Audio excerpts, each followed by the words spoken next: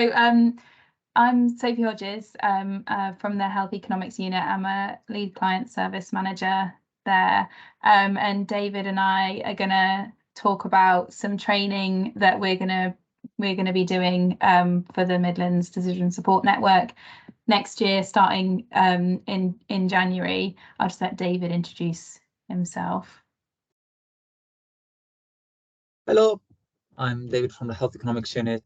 I'm a chief analyst over there. I work closely with Sophie on a number of wonderful activities, often relating to PHM. Cool.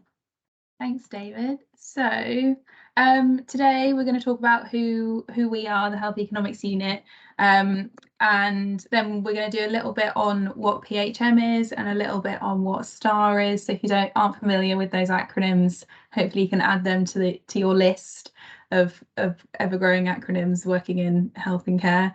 Then we'll talk a little bit about how to sign up. I think you should be able to sign up now. Rachel's worked hard this week to get all the links ready for today. And then if you've got any questions for us, then we've got a bit of time for that at the end. So, yeah, we're the Health Economics Unit. We are part of Mids and Lancs CSU. So if you're familiar with the strategy unit, we're like their younger sister. So some of our values about being passionate, outstanding at what we do, and collaborative, and our aims about helping people to make the best decisions and improving the health of communities. And we do that through world-class evidence, through economics and analytics. And as I kind of said, our mission is about evidence-based decision making. We do lots of different pieces of work, but a lot of it is around economics and analytics, and PHM, and you'll see STAR also kind of fall into that remit. So this isn't our whole team. Our team there's about 27 of us, but on the specific training courses we're going to talk about today, if we interest you and you end up signing up, these are the faces you'll become more familiar with. So Jack and I can't see where Jack is on there. Jack and I will be delivering the STAR training, and then everyone else on that screen will be delivering the PHM training. So Andy, David, Heather, Joe, Phil, Santosh, Will, and Ihan. Oh, and me. Cool. So David, oh, you've disappeared. Just as I'm here. Just over to sneezing. You. All right. We'll jump straight into it. So just going to talk very quickly about what and why we're doing what we're aiming to do and why we're trying to do it. So first of all, PHM. I think a few of you might have heard my rant before about how bored I am of people throwing around the PHM buzzwords without really doing the doing. It's an area where there's a lot of chatter, but I think that there are still some gaps in action and in the skills required to take action. So just to make sure we're on the same page, when we talk about PHM, we're really thinking about integrated care systems. We're talking about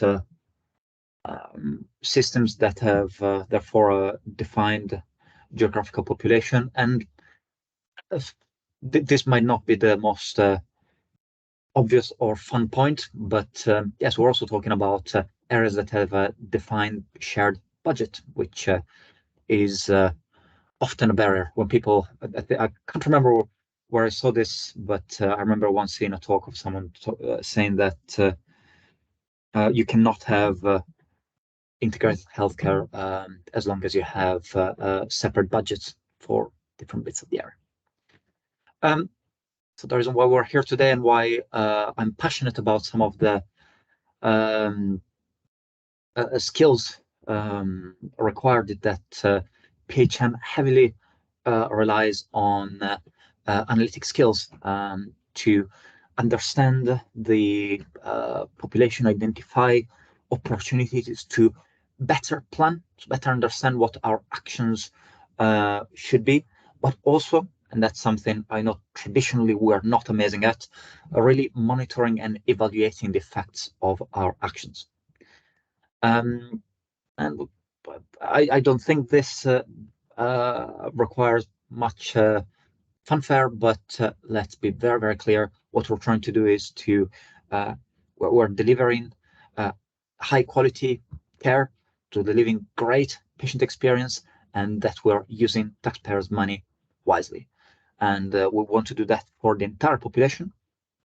And while we do this, in PHM, we'll always put on the table health inequalities, being very aware of the fact that every action we take needs to ensure that it reduces health inequalities, which is easier said than done.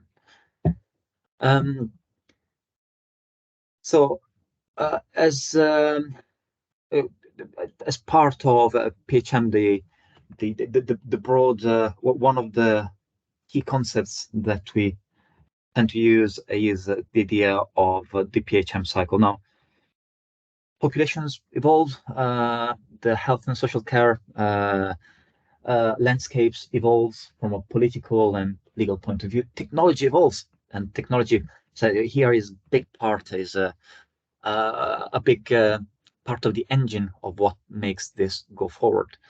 And also, as we're saying, really evaluating what we've done so we can do better is important. So that's what we think about this as a cycle. So PHM very much is about really understanding of your population, and there's a good 4 hours worth of material in the course that are about going right. You want to understand our population. It's not good enough to step back and look at the population as a whole. You really need to think about that diversity in our population. Then once you understand our population, you can start thinking about what you're targeting, which groups you're targeting, and what kind of opportunities you're aiming for. Then you can start thinking about predictive modeling. You can start thinking about exactly how you aim your interventions. And once again, going back to what I was saying, very, very easy at this step to further health inequalities. Our often the interventions that give us the biggest bang for our buck are the interventions that the wealthy white people find easy to interact with. The moment we deploy our interventions, we need to be very careful to know who we're trying to help, and make sure that we have modeled properly our relationships between the characteristics of the person and the success of the intervention. And then, of course, there's that monitoring, evaluation, so that we can then start again with the cycle and do better and better and better for our populations. Now, I am clearly very passionate about this. I clearly believe in this, but in case we need to be a bit more explicit, I love the NHS, and I think the NHS has done amazing things, and the clinical professions have done amazing things. Great work has happened in the in medicine, and there is a lot that can be treated very directly, but there's also a lot of research that shows that the health of a person is actually determined by a lot of different things, and the clinical care received is actually not the biggest slice on the pie. And that's why PHM is important, because PHM really tries to think about the diversity of the person, and in that diversity we can really start bringing in the wider determinants, the socioeconomic factors, the health behaviors, the environment in which every person lives. Like, I'm not sure if it goes down very well, but often I talk about people as highly complex sets of variables, and if there's any data scientist on the call, I would go as far as defining people as very complex tensors. But it is true that there's a lot of complexity in every human being. Everything that we do, the houses that we live in, the how safe are our neighborhoods, all of that has a big impact on our health and well-being. And in PHM, we're really trying to think about a wider context to promote well-being and prevent ill health while using our resources in the best possible way. Now, what are we going to do? What are we offering here? This is a course that we've already delivered. So the reason why we presented it here this way is that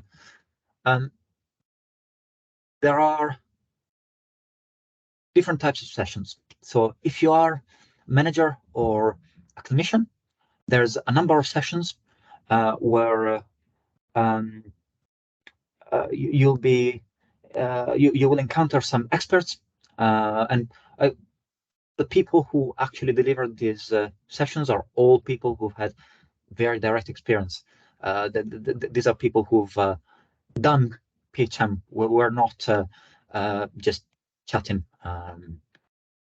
So there's a few sessions that using the PHM cycle that I talked about a couple of slides ago as a guideline, to take you through the main concepts. So they take you through the overall concepts, through the idea that it's very important for systems to work together, understanding the diversity in our population, understanding a risk stratification and risk prediction, really understanding impactability modeling, which is that missing piece where we're really trying to understand how we can match the person in their uniqueness with an intervention that is going to work for them. And then there is finally a session on evaluation. So asking ourselves questions about whether what we're doing is really working and what we can tweak. Now, those sessions are open to everybody, as I was saying, managers, clinicians, but also analysts. But if you're an analyst, between these sessions, there's more special content for you.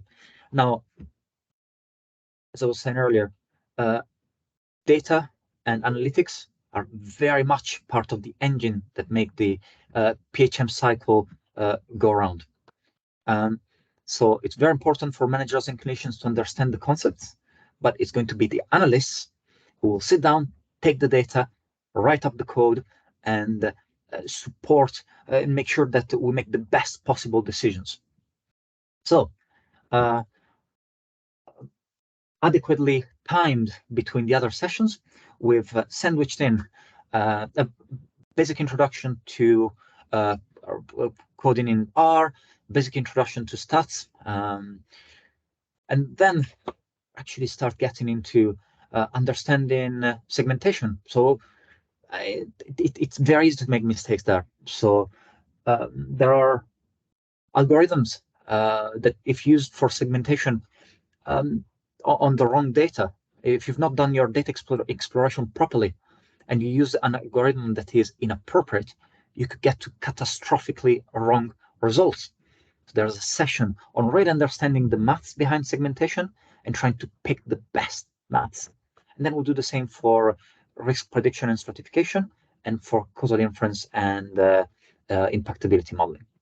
So this is the broad structure of the course. So there's sessions for everybody, and there's a few sessions where that are specific to analysts. as I was saying, this is the second time that we're running these sessions, so we've had a lot of feedback.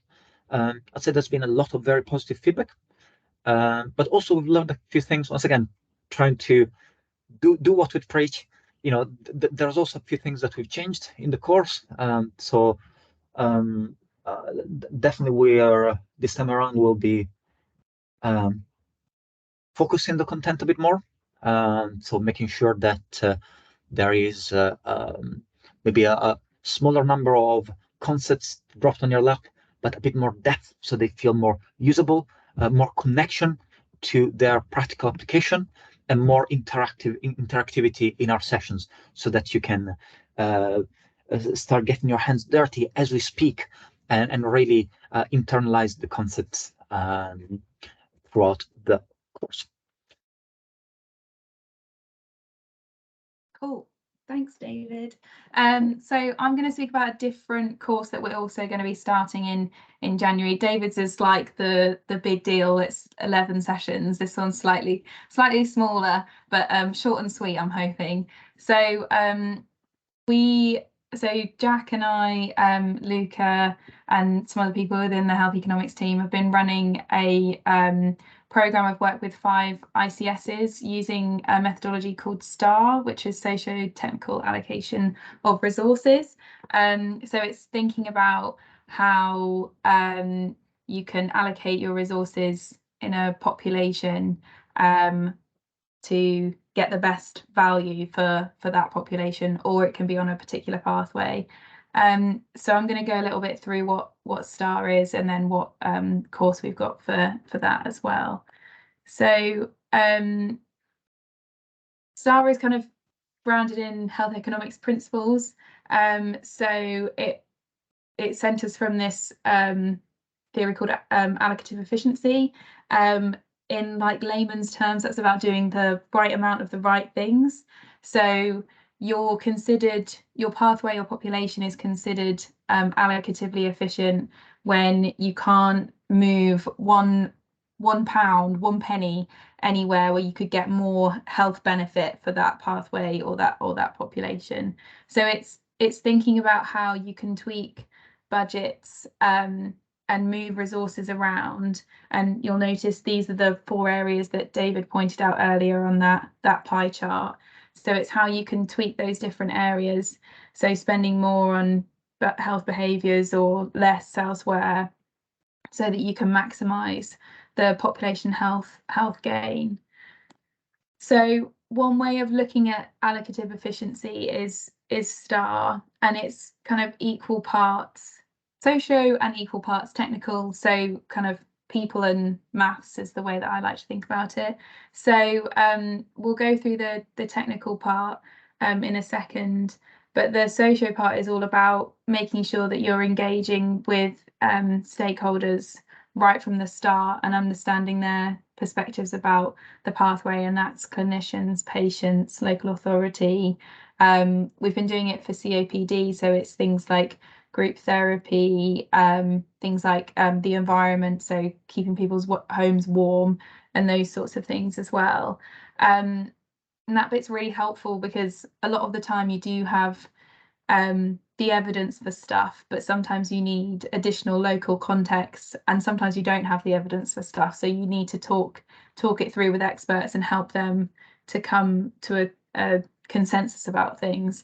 So there's maths and kind of the socio part as well. So the technical part of I've done the socio bit already. So yeah, this is just what I was just saying now. So this is the decision conferencing bit that we do. So the technical bit is these triangles. The reason that we quite like STAR is it's quite easy to interpret. So each triangle represents an intervention in a particular pathway. So your x-axis represents your costs, and your y-axis represents your population health benefit. So a triangle that looks like this is less value for money, and then a triangle that looks like this is more value for money.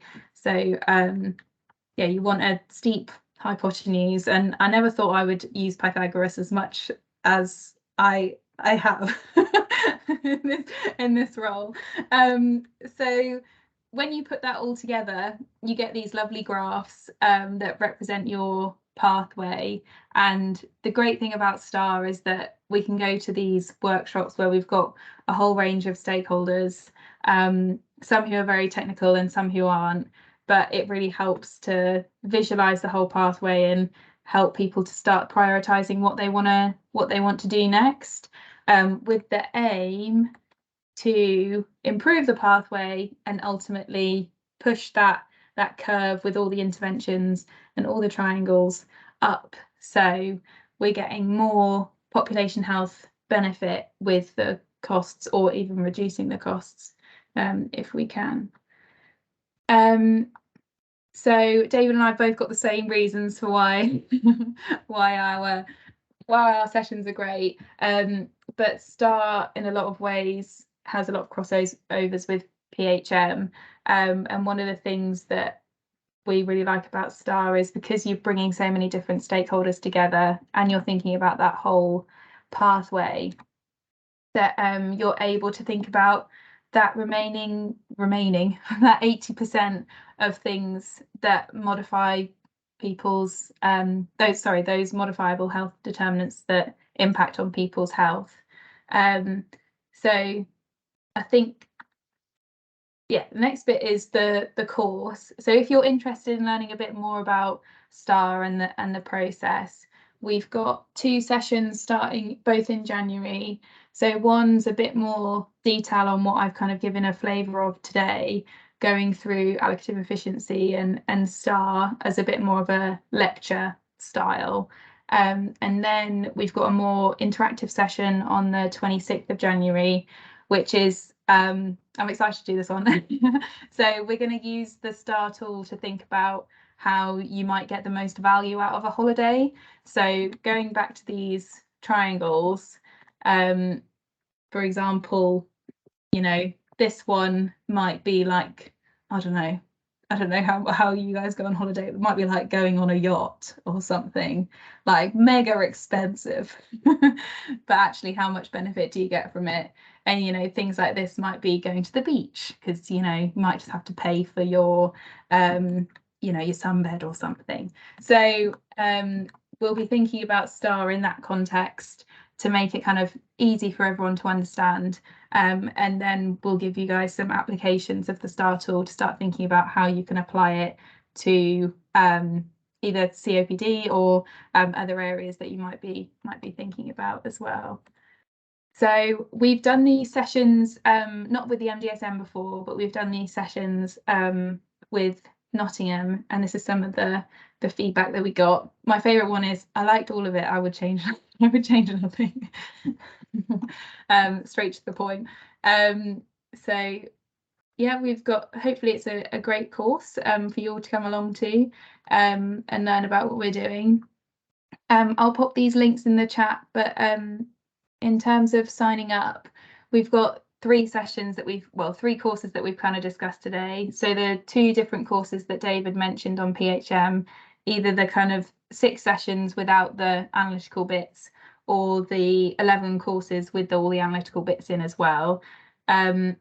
Those sessions, the analytical ones, the analytical course is capped. So if you are interested, or if you know anyone who is interested, please do get them to sign up as quickly as possible so that they can get a space. And then finally our STAR course on kind of smarter spending for population health. And then finally, I just wanted to mention that we're going to be doing another health economics training session and training course, and that will start in, I think it starts on the 1st of March, but sign up's not available for that yet, but will be in the new year. And I think that's it. Any questions? Thank you very much for going through those opportunities for us. We don't have any questions in. Oh, Shan, do you have a question? You're on mute. There's so many excellent training sort of opportunities around. Just I'm worried about the clashing with what strategy unit are doing. I mean, I'm doing the introduction to machine learning course. There's a few dates in January. Then we got the leadership development analyst one. So just worried about the clashes with the other sister unit. Yeah, so I bet Sophie's looking right into my eyes now. Yeah, we do. In fact, some of it is, well, none of it's by design, but we do think about it. We do think the people who are going on this course may not go on this course. They're kind of sort of mutually exclusive, and that's kind of how we sort of justify having to put things on at the same time. However, we are also quite sure that we'll be putting this course on again. I mean, if they do a good job. I mean, if it's terrible, we won't. But so we are confident that going forward there will be another iteration of this sort of early in the new financial year and so on.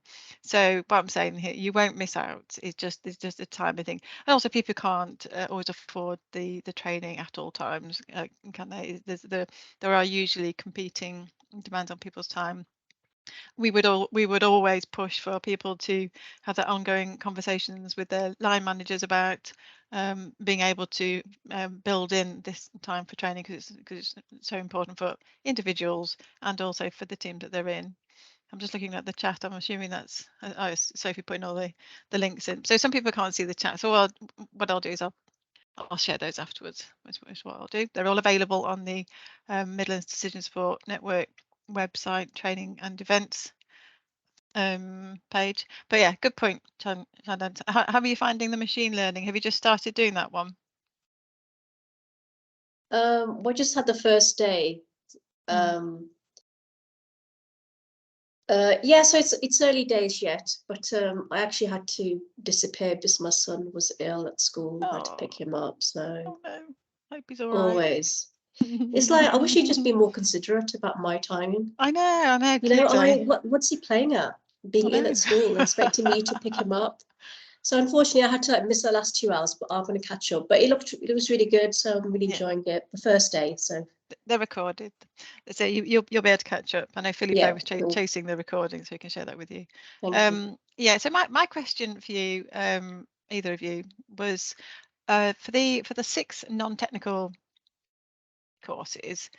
Well, there's 2 things. One is the heading in terms of the audience was managers and clinicians, and that's kind of to differentiate between analysts and non-analysts, but it's probably a bit broader than that, is my thinking. Managers and clinicians, because it's sort of it's almost anyone who is interested. I think it's sort of I was just going to broaden that out, because there might be some people who didn't consider themselves to be either one of those, but also they consider themselves to be sort of more non-technical than technical. So when we open it out a bit, I think we probably just make that point. So that was one thing. And the other thing was we reflected on how it was delivered last time. So the content has been tweaked, like you say, to have those more in-depth examples and sort of focus on sort of application and just making it useful, and so people are able to go away, use the information that they're learning, and all the other improvements that you've built into this new and revamped schedule of training. But the other thing was, sort of notably, the last time we ran it, we thought it would be useful, and I still maintain it to a degree, for people to be able to pick and choose the elements that they wanted. So it was more like a menu of things that people could learn as and when. But now we've decided that we think it's this time we're going to run it. People are going to register for the whole 11 sessions. So, and I think that's also, that also has its pros, because people will be building on that knowledge journey and building their skills together, so as part of a group together. So I think there's definitely value in that as well. But I don't want people to be put off thinking that they can't come to all the sessions, because they will be recorded. So if people sign up for the whole course, they can go back and they can catch up on those sessions that they're not that they aren't able to come to. So I just wanted people to be aware of that, and that's hopefully people will start registering their interest in that, because it does start on the, what is it, the 16th of January? I think the STAR one's slightly earlier. I might be making that up. The PHM one's definitely the 16th. Okay. The 12th is the first STAR one. Okay.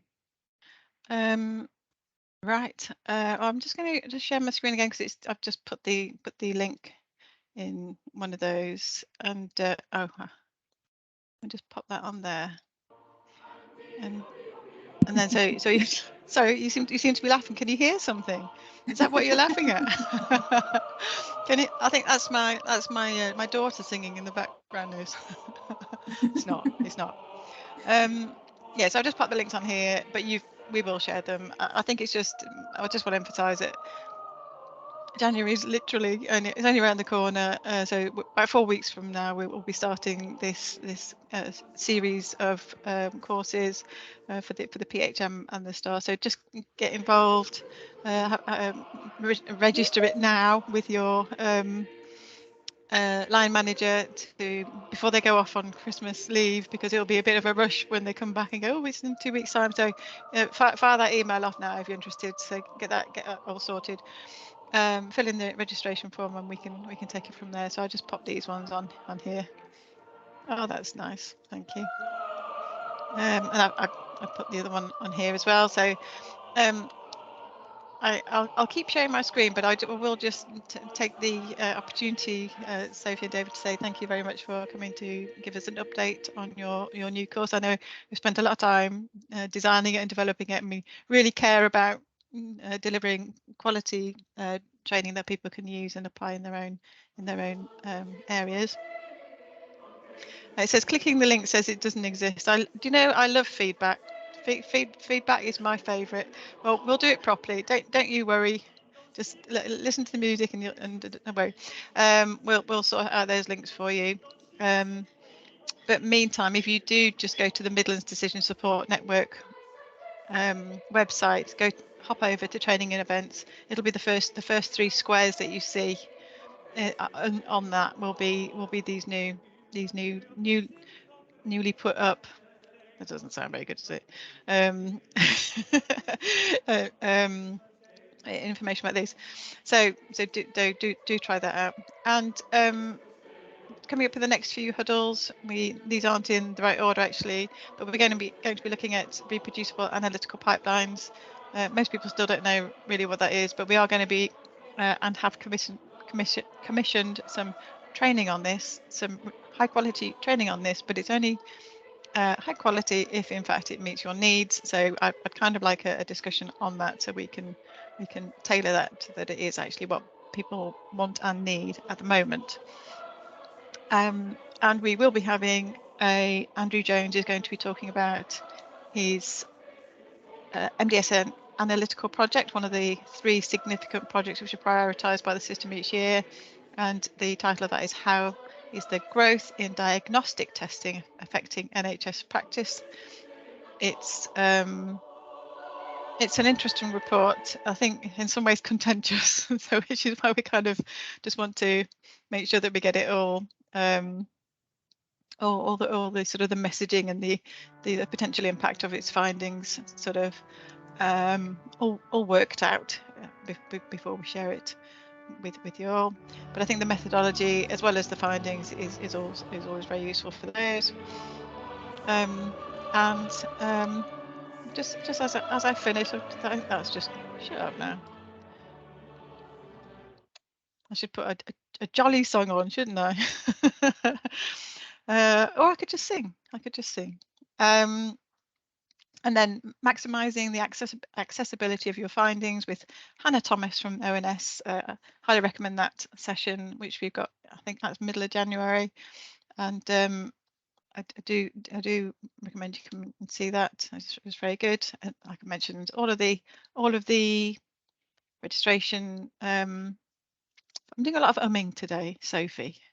Can you just? I don't like that. I'll do. No, I do a gap instead. I'm umming all over the place. What is wrong with me? Anyway, hop over to the training and development register. Give up. See the prospectus. See the web page, and it's all on there. I will stop me sharing. Okay. Fabulous. Well, if you don't have any more questions from anybody, if anybody does, I'm happy. I would just shine down. No, I just wanted to say, you know, the kind of stuff that's going to go, the public health course is going to go over management course. It's mostly to do with the tools, techniques, I think. So I don't think it should just be like, oh, it's just for public health management. I think these tools, techniques can be applied in other settings. So I think that's what interests me, because obviously I'm not in public health, I work in NHS Trust, but it's about that learning you can apply elsewhere across whatever role you're doing. And that's what's interesting. No, that's a very good point. Well,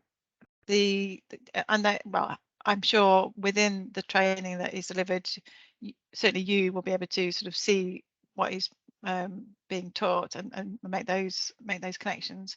We'll also be doing. I'm going to teach people how to say a lot. That's my next thing.